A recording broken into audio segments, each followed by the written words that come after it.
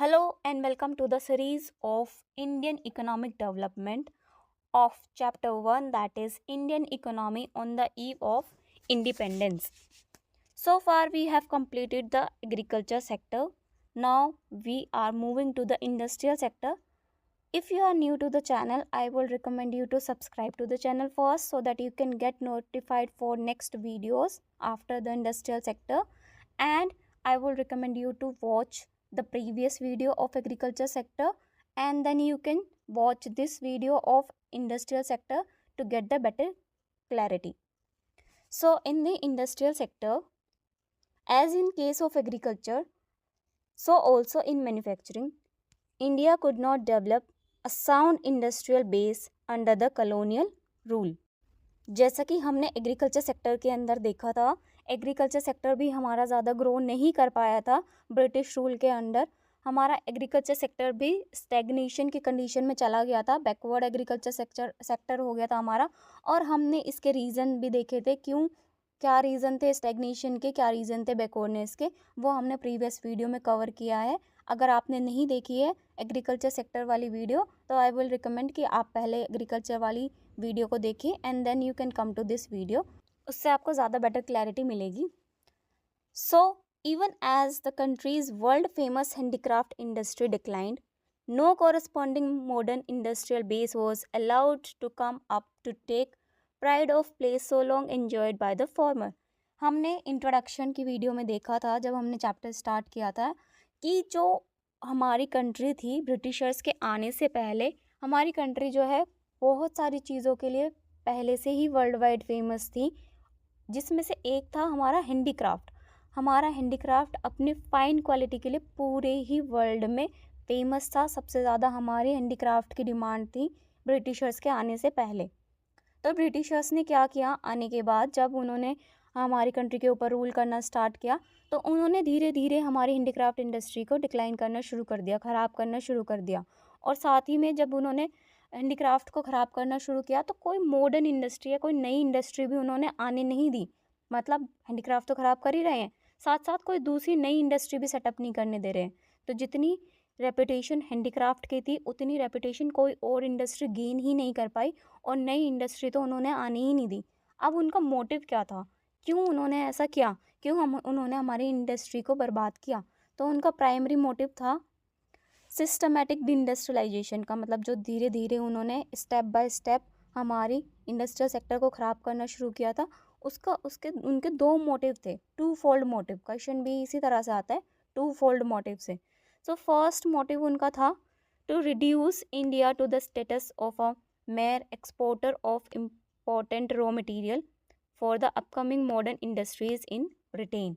जब ब्रिटिशर्स ने हमारी कंट्री पे रूल किया था, उसी सेम टाइम पे ब्रिटेन के अंदर इंडस्ट्रियलाइजेशन स्टार्ट हो रहा था, वहाँ पे इंडस्ट्रियलाइजेशन चल रहा था। तो ब्रिटिशर्स ने देखा कि इंडिया के अंदर बहुत ज़्यादा रॉ मटेरियल है, बहुत अच्छी क्वालिटी का रॉ मटेरियल अवेलेबल है, और बहुत ही ज़्यादा एक्सेस क्वांटिटी में भी है, और क्वालिटी भी बहुत अच्छी है। तो हमारे यहाँ पे तो उन्होंने इंडस्ट्री ख़राब कर ही दी थी। तो अब वो क्या करते थे, यहाँ का जो रॉ मटेरियल था वो एक्सपोर्ट करने लगे वो ब्रिटेन में, ताकि जहाँ वो इंडस्ट्रियलाइजेशन स्टार्ट हो रहा है ब्रिटेन के अंदर, वहाँ पे वो रॉ मटेरियल को यूज़ कर सके, और इंडिया जो है सिर्फ और सिर्फ एक्सपोर्टर बन जाए, रॉ मटेरियल एक्सपोर्ट करने वाली कंट्री बन जाए, इसके अलावा और कोई स्टेटस ना रहे इंडिया का। सेकेंड मोटिव उनका क्या था, to turn India into a sprawling market for the finished products of those industries so that their continued expansion could be ensured to the maximum advantage of Britain। अब अगर वो वहाँ पे raw material लेके जा रहे हैं, ब्रिटेन में इंडस्ट्रियलाइजेशन हो रहा है, तो वहाँ के जो गुड्स बनेंगे वो कहीं ना कहीं तो उनको बेचने के लिए कोई मार्केट चाहिए। तो उन्होंने क्या सोचा कि इंडिया को हम एक एक्सपेंडिंग मार्केट बना देते हैं, हमारे जितने भी फिनिश्ड गुड्स बनेंगे उनको हम वहाँ से लेके आएंगे और इंडिया के अंदर बेचना शुरू कर देंगे। हम इंडिया को अपनी मार्केट बना लेंगे और यहाँ पे हम एक्सपेंशन करते रहेंगे, और ब्रिटेन का जितना ज़्यादा एडवांटेज ब्रिटेन को मिल सके इंडिया से, उतना ज़्यादा हम मैक्सिमम एडवांटेज एक्सट्रैक्ट करेंगे इंडिया से। तो दो मोटिव उनके ये थे, एक तो था कि एक्सपोर्टर बनाना है रॉ मटेरियल का इंडिया को, और दूसरा इंडिया को अपनी फिनिश्ड गुड्स की मार्केट में कन्वर्ट करना है। So this was the twofold motive of systematic deindustrialization. Next is, अब उन्होंने इंडस्ट्रियल सेक्टर के अंदर क्या किया, डिके ऑफ हैंडीक्राफ्ट इंडस्ट्री, उन्होंने हमारी हैंडीक्राफ्ट इंडस्ट्री को पूरी तरह से बर्बाद कर दिया। अब इसका मेन रीज़न क्या था कि हैंडीक्राफ्ट इंडस्ट्री बर्बाद होने का सबसे मेन रीज़न था discriminatory tariff policy. Very very important. Discriminatory tariff policy क्या थी? अच्छा, जैसे कि नाम से पता चल रहा है, डिस्क्रिमिनेशन मतलब भेदभाव, मतलब जहाँ पे इक्वालिटी ना हो। Tariff means tax, and policy तो उन्होंने बनाई ही थी कि ऐसी पॉलिसी जो हमको अपनानी ही पड़ेगी, जो हमको फॉलो करनी ही पड़ेगी। तो ऐसी भेदभाव वाली टैक्स की पॉलिसी थी। ऐसा क्या भेदभाव था? फर्स्ट उन्होंने क्या किया, duty free export of raw material from India. वो क्या करते थे, रॉ मटेरियल, हमने पीछे देखा अभी प्रीवियस स्लाइड में कि उन्होंने इंडिया को क्या बना दिया था, mayor exporter of raw material. तो बिना कोई टैक्स के ड्यूटी फ्री करके फ्री में यहाँ से इंडिया से रॉ मटेरियल लेके चले जाओ ब्रिटेन में। Second, duty free import of final goods of British industry to India. आसानी से फ्री में अपने गुड्स लेके इंडिया में आओ और यहाँ पे सेल कर दो। But heavy duty was imposed on the export of Indian handicraft. लेकिन जब बारी हमारे इंडियन हैंडीक्राफ्ट की आई कि हमको भी सेल करना है बाहर की मार्केट में, तो उन्होंने क्या किया, हैंडीक्राफ्ट के ऊपर लगा दी एक्सेस टैरिफ, एक्सेस ड्यूटी, कि ज़्यादा से ज़्यादा तुम्हें टैक्स पे करना पड़ेगा। अपना जब फ़ायदा था तब तो उन्होंने ड्यूटी फ्री कर दिया, कोई टैक्स नहीं देना, आसानी से अपने फ्री में लेके आ जाओ यहाँ पे गुड्स और बेच दो। लेकिन जब हमको बेचना है तो उसके ऊपर उन्होंने लगा दिया हैवी टैरिफ या हैवी ड्यूटी। सो यहाँ क्या हो रहा है, ये है डिस्क्रिमिनेशन। तो इसलिए इसका क्या नाम है, discriminatory tariff policy. Okay, now let's look at discriminatory tariff policy because it is very very important. क्या हुआ, इंडिया से उन्होंने क्या किया, ब्रिटेन में अपने रॉ मटेरियल लेके गए, कैसे, ड्यूटी फ्री, मतलब कुछ भी पेमेंट नहीं करनी, फ्री में रॉ मटेरियल लेके चले जाओ। अगर हम एक्सपोर्ट करते हैं गुड्स तो क्या हमें बदले में उसके कुछ मिलता नहीं? अगर मैं सामान बेच रही हूँ तो मुझे बदले में पैसे मिलने चाहिए, लेकिन उन्होंने क्या किया, पेमेंट नहीं की, ड्यूटी फ्री कर दिया कि फ्री में रॉ मटेरियल एक्सपोर्ट हो जाएगा। वो रॉ मटेरियल कहाँ पे गया, ब्रिटेन के अंदर।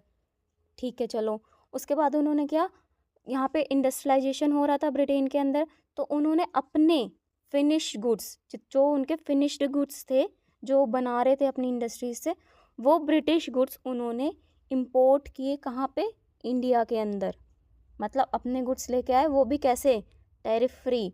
तो इससे हुआ क्या, अब जो ब्रिटिश गुड्स थे और वो इंडियन मार्केट में अपने ओरिजिनल प्राइस पे एंटर कर रहे थे, मतलब कि जो भी प्राइस पे वो बन रहे थे तो उसी प्राइस पे एंटर कर रहे थे, क्योंकि उन्होंने कोई टैरिफ तो दिया नहीं। तो मतलब कि जैसे गुड्स बने उतने ही पैसों में वो गुड्स इंडियन मार्केट में एंटर कर गए, उनकी कोई वैल्यू नहीं बढ़ी। और यहाँ पे ड्यूटी फ्री एक्सपोर्ट करने से क्या हो रहा था, जो रॉ मटेरियल वो लेके गए वो उन्होंने कोई पेमेंट ही नहीं की, विदाउट एनी पेमेंट वो लेके चले गए, हमें यहाँ पे भी कुछ नहीं मिला। और साथ में क्या हुआ, ओरिजिनल प्राइस पे, अगर वो कम प्राइस पे बन रहे थे, वो उसी प्राइस पे इंडियन मार्केट के अंदर गुड्स एंटर कर गए।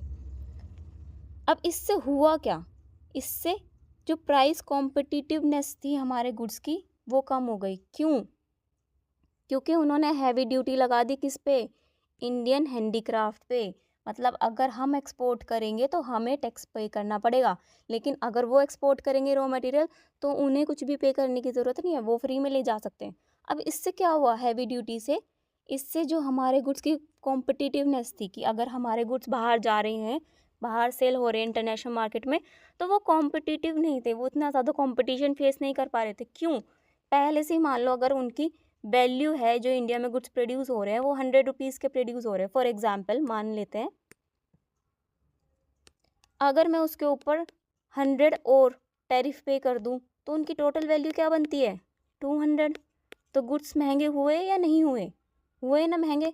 अब वो गुड्स तो महंगे हो गए, अगर पहले से ही ब्रिटेन में सस्ते गुड्स जो है मशीन से बने हुए वो बन रहे हैं और वो ओरिजिनल प्राइस पे ही बाकी जगह भी एक्सपोर्ट हो रहे हैं, सॉरी इंपोर्ट हो रहे हैं और जा रहे हैं, तो गुड्स कौन से खरीदे जाएंगे, ये महंगे वाले या ये सस्ते वाले जो ओरिजिनल प्राइस पे आ रहे हैं, ऑब्वियसली ये वाले। तो इससे क्या हुआ, इंटरनेशनल मार्केट में भी हमारी जो प्राइस कॉम्पिटिटिवनेस थी, मतलब जो हमारा प्राइस था वो बढ़ गया इस हैवी एक्सपोर्ट ड्यूटी की वजह से।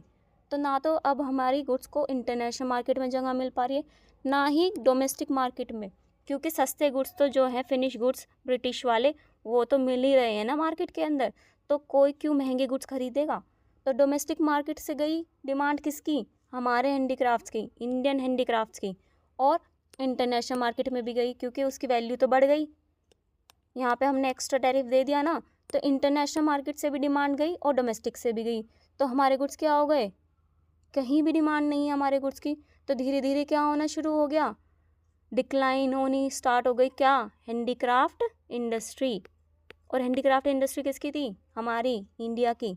सो this was the discriminatory tariff policy, जिसमें टैक्स लगाने के अंदर बहुत ज़्यादा भेदभाव किया गया। किसने किया था, ब्रिटिशर्स ने। I hope this is clear, discriminatory tariff policy, because it is very very important.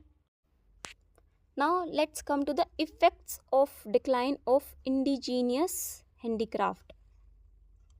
It is not visible, so that's why I am reading. Effects of decline of indigenous handicraft industries. अब क्या क्या effects हुए थे हमारे handicraft industry के decline होने की वजह से। First effect was massive unemployment, बहुत बड़े लेवल पे वाइड स्प्रेड क्या हुआ, अनएम्प्लॉयमेंट, लोगों की जॉब चली गई, क्योंकि इंडस्ट्री गई तो जॉब भी गई। अब इससे हुआ क्या, it displaced artisans and they were forced to take up agriculture, and this increased burden of population and overcrowding in agriculture. This is typing mistake. If you are taking notes then I will recommend कि आप इसमें coma का use करें। artisans, displaced artisans were forced to take up agriculture, then comma, this increased burden of population and overcrowding in agriculture. So इससे हुआ क्या, let me be more precise, एक comma आपको इधर यूज़ करना है, take up agriculture, and then second is here, now it is okay, now you can take notes. अब क्योंकि अनएम्प्लॉयमेंट इतना ज़्यादा हुआ, लोगों के पास बेरोज़गारी इतनी ज़्यादा आ गई, इतनी ज़्यादा बढ़ गई इंडिया के अंदर, जितने भी आर्टिशंस थे जो काम करते थे वो इधर उधर होने लगे। मतलब अगर कोई आर्टिशन था वो काम करने इधर आया तो वो डिस्प्लेस हो गया, उसको कहीं और जाना पड़ेगा अब अपना काम ढूंढने के लिए, और अब उनके पास ऑप्शन नहीं बचा था, उनको वो फोर्स हो गए थे कि उनको अब एग्रीकल्चर ही करना पड़ेगा, खेती करनी पड़ेगी। अब क्या हुआ, जो यहाँ पे हैंडीक्राफ्ट में काम करने वाले लोग थे वो भी कहाँ आ गए, एग्रीकल्चर सेक्टर के अंदर। और एग्रीकल्चर सेक्टर की हालत तो पहले से ही ख़राब थी, हमने प्रीवियस वीडियो में कवर किया है, स्टैग्नेशन ऑफ एग्रीकल्चर, उसके रीजंस भी हमने देखे थे। तो अब क्या हुआ, यहाँ की पॉपुलेशन भी कहाँ चली गई, एग्रीकल्चर सेक्टर में, जिसकी वजह से क्या हुआ, over crowding in agriculture. Second effect was a new demand in Indian consumer market. अब हमारे इंडियन मार्केट के अंदर एक नई डिमांड आ गई, वो क्या थी, this demand was profitably met by increasing imports of cheap manufactured goods from Britain. हमने अभी पीछे देखा ना कि उन्होंने क्या किया, सिस्टमैटिक डी इंडस्ट्रियलाइजेशन किया, उसके अंदर उन्होंने क्या किया, हमारी गुड्स की, इंडियन हैंडीक्राफ्ट की उन्होंने मार्केट में क्या की, डिमांड ख़त्म। और वो डिमांड कहाँ कहाँ ख़त्म हुई, डोमेस्टिक मार्केट में भी ख़त्म हो गई थी, डोमेस्टिकली भी किसी को नहीं चाहिए, और प्लस दूसरा कहाँ पे, इंटरनेशनल मार्केट में भी ख़त्म हो गई। मतलब इंटरनेशनल मार्केट में भी किसी को वो गुड्स नहीं चाहिए अब, क्योंकि ब्रिटिशर्स ने क्या किया था, हमारी डिमांड ख़त्म कर दी थी गुड्स की। तो वो जो डिमांड थी अब दोबारा से जो मार्केट के अंदर, तो ऑब्वियसली डिमांड रहेगी ना, हमारे गुड्स की डिमांड ख़त्म हुई है, डिमांड नहीं ख़त्म हुई, डिमांड तो अभी भी है गुड्स की। तो वो डिमांड कहाँ से पूरी हो रही थी, वो डिमांड प्रॉफिट के साथ जितना भी इम्पोर्ट हो रहा था ना ब्रिटिश गुड्स मैन्युफैक्चर, जो क्योंकि वो मशीन से बनाते थे तो वो सस्ते में बनते थे, हमारे हैंडीक्राफ्ट कैसे बनते थे, हाथ से यूज़ होते थे, तो उनकी जो प्राइस थी वो थोड़ी ज़्यादा थी, लेकिन मशीन मेड गुड्स की जो प्राइस थी वो कम थी, इसीलिए वो चीप गुड्स थे। तो वो जो डिमांड थी वो बहुत प्रॉफिट के साथ मैन्युफैक्चर्ड गुड्स जो ब्रिटेन से आते थे इम्पोर्ट होके, उनसे वो डिमांड पूरी तरह से पूरी की जा रही थी। और ये सब किसने किया था, ब्रिटिशर्स ने। अब इससे क्या हुआ, इससे फिनिश गुड्स का इम्पोर्ट बढ़ गया इंडिया के अंदर। Next effect was expansion of railway. अब उन्होंने क्या किया, ब्रिटिशर्स ने रेलवे का एक्सपेंशन करना स्टार्ट कर दिया, मतलब रेलवे को बढ़ाना शुरू कर दिया। रेलवे इंट्रोड्यूस भी ब्रिटिशर्स ने ही की थी, और इंट्रोड्यूस करने के बाद उसका एक्सपेंशन करना स्टार्ट कर दिया। क्यों? Railway was expanded so that British goods can reach all parts of Indian market. यहाँ पे भी उन्होंने अपना ही प्रॉफिट देखा कि मतलब वो कैसे इसको यूज़ कर सकते हैं अपनी मार्केट को बढ़ाने में, अपना प्रॉफिट कमाने में, ताकि जो ब्रिटिश गुड्स इंपोर्ट होके आ रहे थे ब्रिटेन से, वो इंडिया की मार्केट के कोने कोने तक जा सके, हर पार्ट में जा सके। मतलब कहीं भी ऐसा ना हो कि ब्रिटिश गुड्स ना पहुँचे, हर जगह ब्रिटिश गुड्स पहुँचने चाहिए, हर जगह डिमांड सिर्फ ब्रिटिश गुड्स की रहनी चाहिए, और हर जगह से प्रॉफिट कमाने वाले गुड्स कौन से होने चाहिए? British goods. इसलिए उन्होंने रेलवे का एक्सपेंशन किया इंडिया के अंदर। Next effect was low cost of British goods. Because of large scale production, British goods were produced at low cost. क्योंकि लार्ज स्केल में प्रोडक्शन हो रहा था और मशीन मेड प्रोडक्शन हो रहा था, इसीलिए ब्रिटिश गुड्स की जो कॉस्ट थी वो कम कॉस्ट थी और वो चीपर थे in comparison to Indian handmade goods. क्योंकि इंडिया के गुड्स कैसे थे? हैंडमेड, और हैंडमेड गुड्स जो होते हैं उनकी थोड़ी सी प्राइस ज़्यादा होती है, और जो मशीन मेड्स होते हैं उनकी प्राइस कम होती है। तो इसलिए क्या आ रहा था ब्रिटिशर्स को, क्योंकि वो तो लार्ज स्केल में बना रहे थे और दूसरा मशीन से बना रहे थे, तो उनको बनाने की जो कॉस्ट थी वो कम कॉस्ट पड़ रही थी। किसको? ब्रिटिशर्स को। तो ब्रिटिश गुड्स की कॉस्ट कैसी थी? कम। हमें कॉस्ट भी ज़्यादा लगती थी और हमारा जो प्राइस था वो भी ज़्यादा था, और ऊपर से उन्होंने क्या किया? हमारी इंडस्ट्री को डिक्लाइन कर दिया और प्राइस भी हर जगह पे बढ़ा दिए, और कॉम्पिटिटिवनेस कहाँ गई? इंडियन गुड्स की। मार्केट किसकी गई? इंडियन गुड्स की। तो इंडस्ट्रियल सेक्टर कौन सा खराब हुआ? इंडिया का। So this was the systematic deindustrialization. ऐसे उन्होंने धीरे धीरे हमारे इंडस्ट्रियल सेक्टर को खराब करना स्टार्ट कर दिया। Bleak growth of modern industry during 1850 to 1947। इस बीच में थोड़ी बहुत ग्रोथ हुई, ना के बराबर, मॉडर्न इंडस्ट्री की। और वो ग्रोथ कैसी थी? Initially development was confined to the setting up of cotton and jute textile mills. The cotton textile mills, mainly dominated by Indians, were located in western parts of country, namely Maharashtra, Gujarat, while the jute mills dominated by the foreigners were mainly concentrated in Bengal. Now here we are talking about the growth of modern industries. तो modern industries में starting में जो development था वो सिर्फ cotton और jute textile तक ही limited था। अब जो कॉटन टेक्सटाइल मिल्स थी वो जो इंडिया में जो इंडियंस डोमिनेट करते थे वो अलग थी, जो फॉरेनर्स डोमिनेट करते थे वो अलग थी। जो इंडियंस डोमिनेट करते थे वो थी वेस्टर्न पार्ट्स ऑफ कंट्री, मतलब कि जितना भी कंट्री का वेस्टर्न पार्ट्स था उसमें जो लोकेटेड थी वो इंडियंस डोमिनेट करते थे। कहाँ कहाँ पे? महाराष्ट्र, गुजरात। और जो जूट मिल्स थी वो कौन डोमिनेट करता था? वो फॉरेनर्स डोमिनेट करते थे, जो कि बंगाल के अंदर ही ज़्यादातर कंसंट्रेटेड थी। सो इसमें हमें याद रखना है, कॉटन टेक्सटाइल मिल्स कौन डोमिनेट करता था? इंडियंस, जो कि महाराष्ट्र और गुजरात में थी। और जूट मिल्स कौन डोमिनेट करता था? फॉरेनर्स, जो कि बंगाल के अंदर कंसंट्रेटेड थी। Next was the iron and steel industries began coming up in beginning of 20th century. Tata iron and steel company, TISCO, was incorporated in 1907. A few other industries in the field of sugar, cement, paper, etc. came after Second World War. जो सबसे पहली industry थी 20th century में जो setup हुई थी वो कौन थी? TISCO, Tata iron and steel company, जो कि कब इस्टेब्लिश हुई? 1907 में। और वर्ल्ड वॉर 2 के बाद और कुछ इंडस्ट्रीज़ थी जो आने लगी उभर के। कौन कौन सी थी वो? Sugar, cement and paper industry. There was hardly any capital goods industry to help promote further industrialization in India. Capital goods industry means industries which can produce machine tools which in turn use for producing articles for current consumption. अब capital good industry तो थी ही नहीं, मतलब बहुत मुश्किल से कोई ही goods industry थी जो कैपिटल गुड इंडस्ट्री थी। कैपिटल गुड इंडस्ट्री का मतलब क्या होता है? वो इंडस्ट्री जो मशीन मेड गुड्स बना सके या मशीन टूल्स को प्रोड्यूस कर सके, जिससे कि हम क्या कर सकते हैं, कंजम्पशन को बढ़ा सकते हैं या हम और ज़्यादा फर्दर प्रोडक्शन कर सकते हैं, उन इंडस्ट्रीज़ को बोलते हैं capital good industry. This can be asked कि कैपिटल गुड इंडस्ट्री क्या होती है। The growth rate of new industrial sector and its contribution to the GDP remained very low. अब जो ग्रोथ हो रही थी, इस जो ये नई इंडस्ट्री थोड़ी बहुत आ रही थी, इनका कंट्रीब्यूशन और इनकी ग्रोथ बहुत ही कम थी, मतलब कि वेरी वेरी वेरी स्मॉल।